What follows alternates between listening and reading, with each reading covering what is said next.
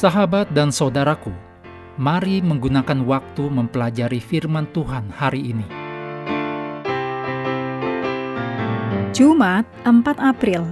Ini adalah bagian pendalaman untuk pelajaran beberapa prinsip dari nubuatan. Kita mulai dengan doa singkat yang didasarkan dari Ratapan 3 ayat 22. Tak berkesudahan kasih setia Tuhan, tak habis-habisnya rahmat-Nya. Amin.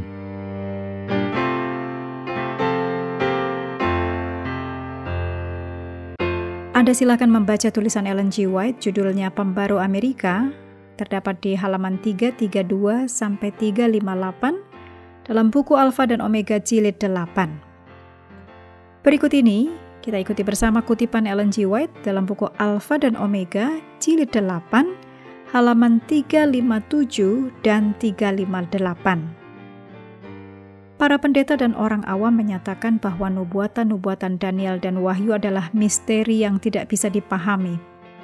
Tetapi Kristus mengarahkan murid-muridnya kepada kata-kata Nabi Daniel mengenai peristiwa-peristiwa yang akan terjadi pada zaman mereka, dan berkata, para pembaca haruslah memperhatikannya. Matius 24 ayat 15. Dan pernyataan yang menyatakan bahwa Wahyu adalah suatu misteri, tidak bisa dimengerti, bertentangan dengan amanat yang terdapat dalam judul buku itu sendiri. Dituliskan, inilah wahyu Yesus Kristus yang dikaruniakan Allah kepadanya, supaya ditunjukkannya kepada hamba-hambanya apa yang harus segera terjadi. Berbahagialah ia yang membacakan dan mereka yang mendengarkan kata-kata nubuatan ini, dan yang menuruti apa yang ada tertulis di dalamnya, sebab waktunya sudah dekat. Wahyu 1 ayat 1 sampai 3. Dengan memandang kepada kesaksian ilham, begitu beraninya orang-orang mengajarkan bahwa kitab Wahyu itu adalah misteri dan berada di luar jangkauan pengertian manusia. Kitab Wahyu adalah misteri yang dinyatakan, sebuah buku yang dibukakan. Pelajaran kitab Wahyu akan menuntun pikiran kepada nubuatan-nubuatan Nabi Daniel, dan keduanya, yaitu Daniel dan Wahyu, menyajikan petunjuk yang paling penting yang diberikan Allah kepada manusia mengenai peristiwa-peristiwa yang akan terjadi menjelang penutupan sejarah dunia ini.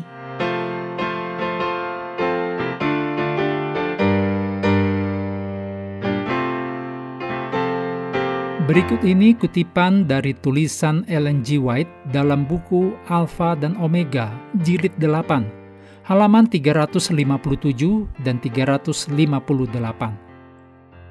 Kepada Yohanes telah dibukakan pemandangan mengenai peristiwa-peristiwa yang menggetarkan dan mengharukan dalam pengalaman gereja.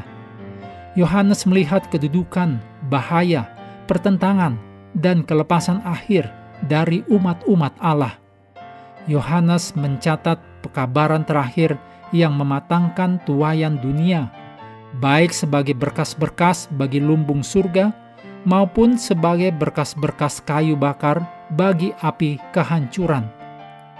Pokok-pokok masalah yang sangat penting telah dinyatakan kepada Yohanes, terutama bagi gereja yang terakhir, agar mereka yang harus berbalik dari kesalahan kepada kebenaran boleh diberitahu mengenai mara bahaya dan pertentangan-pertentangan yang di hadapan mereka. Tak seorang pun perlu tinggal di dalam kegelapan dalam hubungannya dengan apa yang datang ke dalam dunia ini.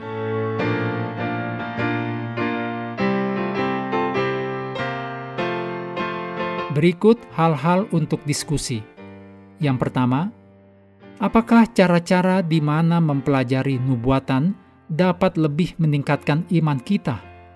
Nubuatan apakah ditulis ribuan tahun yang lalu tentang peristiwa yang akan terjadi ratusan bahkan ribuan tahun kemudian yang telah membantu meningkatkan kepercayaan kita pada Alkitab, dan yang lebih penting, pada Tuhan yang mengilhamkan Alkitab. Diskusikan, misalnya, Daniel pasal 2 yang memberi kita alasan yang kuat dan logis untuk percaya tidak hanya bahwa Tuhan itu ada, tetapi bahwa Tuhan mengetahui masa depan. Yang kedua, apakah cara terbaik untuk melindungi diri kita dari banyak upaya liar dan spekulatif untuk menafsirkan nubuatan? Kadang-kadang bahkan dari orang-orang di dalam gereja kita sendiri. Diskusikan bahwa kita harus berhati-hati untuk ujilah segala sesuatu dan peganglah yang baik, yang ditulis dalam 1 Tesalonika 5 ayat 21.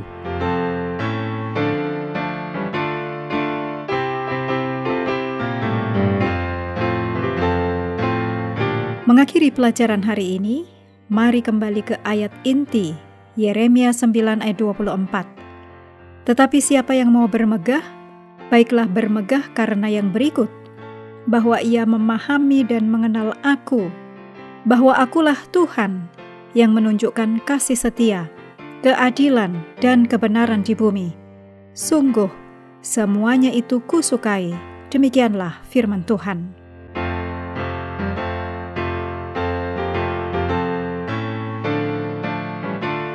Sahabat juga perlu melengkapi waktu untuk bersekutu dengan Tuhan setiap hari.